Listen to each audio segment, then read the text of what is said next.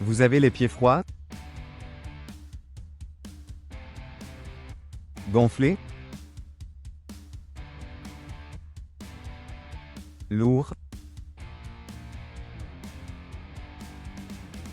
Vous souffrez de mauvaise circulation? De fourmillement? Peut être même de crampes, de varices, ou de talons secs et douloureux. Et si une simple vitamine, naturelle et accessible, pouvait améliorer votre circulation sanguine, nourrir vos tissus, et redonner vie à vos pieds? C'est ce que Barbara O'Neill, éducatrice de santé australienne reconnue, enseigne avec clarté. Et pourquoi les pieds souffrent souvent en premier? Les pieds sont les parties les plus éloignées du cœur. Pour que le sang y arrive correctement, il faut 1. Un sang fluide, riche et bien oxygéné. 2. Des vaisseaux souples. 3. Une bonne pompe musculaire, mollets et plantes de pieds actifs. 4. Une alimentation qui ne ralentit pas la circulation, mais quand le sang est épaissi, que les artères sont encrassées, ou que le corps manque de certains nutriments, les pieds souffrent en premier. Ils deviennent froids, engourdis, douloureux. 2.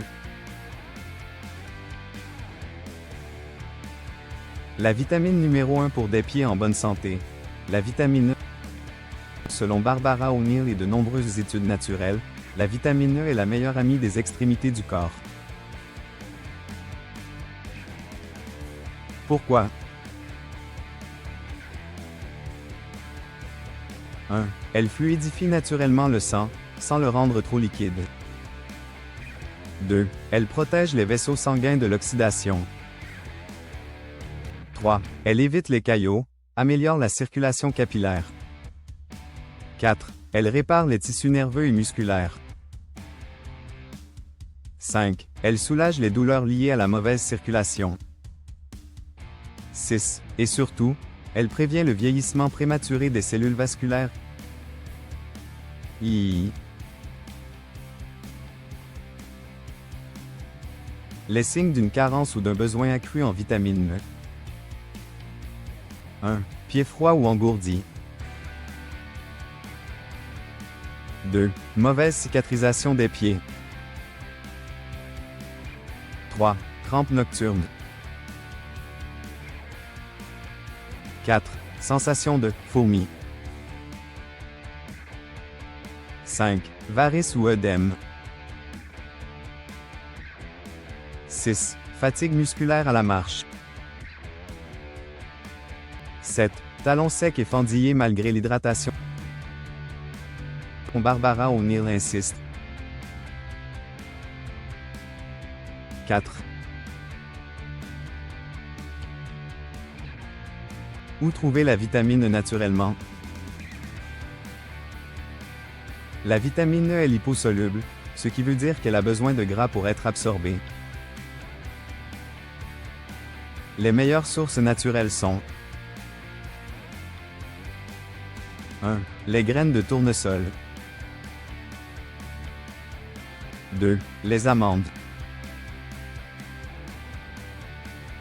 3. Les noisettes. 4. Les avocats. 5. L'huile de germe de blé, très concentrée. 6. L'huile d'olive vierge extra, à froid. 7. Les épinards et légumes verts foncés. 8. Les œufs fermiers et les poissons gras, en complément. Faut-il prendre des compléments? Ce que dit Barbara O'Neill. Selon Barbara O'Neill, la priorité est toujours l'alimentation.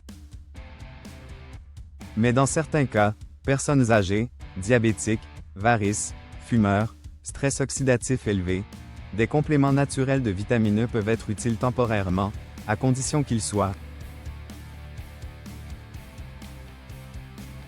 1. Naturel, des alpha-tocophérols, et non synthétiques, des L-alpha.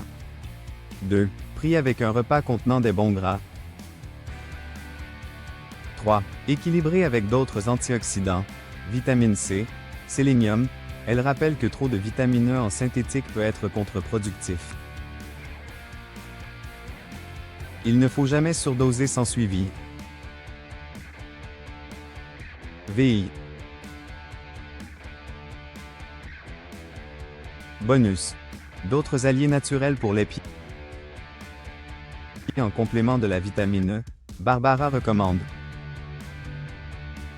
1. Le gingembre améliore la microcirculation.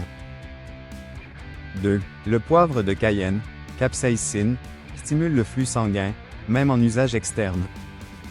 3. L'hydratation régulière. Un sang bien hydraté circule mieux. 4. Les bains de pieds au sel d'Epsom et huiles essentielles. 5. La marche pieds nus sur sol naturel stimule la voûte plantaire et le retour veineux. 6. Le repos des jambes en hauteur après une journée debout. Et surtout.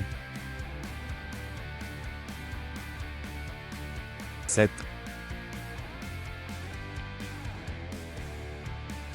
Erreurs fréquentes à éviter. 1. Trop de chaussures serrées ou rigides. 2. Négliger le magnésium, qui agit avec la vitamine E. 3. Trop de sucre, qui encrasse les petits vaisseaux. 4. Trop de gras oxydés, friture, huile chauffée, qui annule l'effet protecteur de la vitamine E. 5. Trop de SE accent aigu dentarité. Conclusion. Pour prendre soin de vos pieds, ne commencez pas par les crèmes. Commencez par votre sang. Et pour cela, la vitamine E est une clé majeure, naturelle, bien tolérée et puissante. Elle n'agit pas comme un médicament immédiat. Mais, jour après jour, elle répare, protège, fluidifie, apaise. Barbara O'Neill le résume en une phrase.